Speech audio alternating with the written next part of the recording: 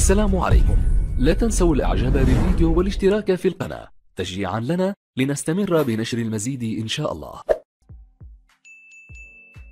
السلام عليكم ورحمة الله وبركاته.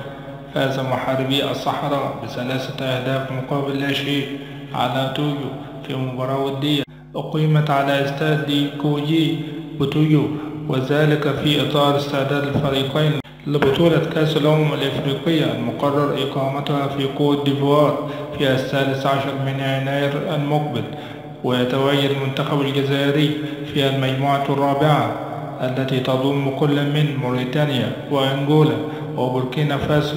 ويبدأ المنتخب أولى مبارياته في البطولة بمواجهة أنغولا يوم 15 من يناير في الساعة 10 مساء، ثم يواجه بوركينا فاسو يوم 20 من يناير في الساعة 14، ثم يواجه موريتانيا يوم 23 من يناير في الساعة 10 مساء في ختام دور المجموعات من بطولة كأس الأمم الإفريقية. والسلام عليكم ورحمة الله وبركاته.